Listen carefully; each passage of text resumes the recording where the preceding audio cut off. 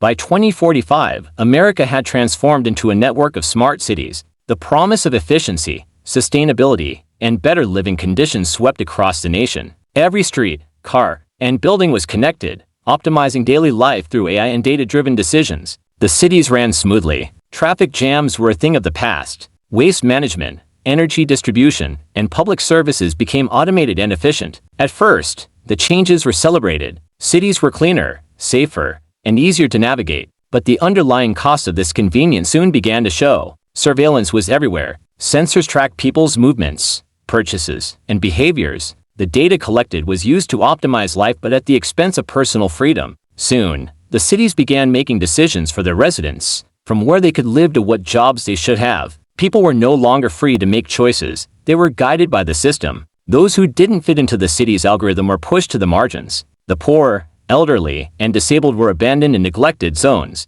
While the privileged thrived, the disconnected lived in squalor, without access to the resources they needed. The government claimed it was for the greater good, but inequality deepened. In the heart of the cities, life was easy. The wealthy had priority access to services, jobs, and healthcare. But outside the system, life was harsh. Without the city's technology, these forgotten zones became overrun with crime, illness, and poverty. The citizens there were invisible to the machines that ran the smart cities. But not everyone was willing to accept this new order. A group of underground rebels, known as the Resistance, began to expose the flaws in the system. They hacked into the city's infrastructure, revealing how the algorithms favored the rich and punished the poor. They fought to take back control from the machines that governed their lives. Despite their efforts, the smart cities adapted. I learned from every attack, and drones patrolled the streets, enforcing compliance. The government sent in military forces to crush the resistance. The people, though, continued to fight. They hacked the system and spread their message,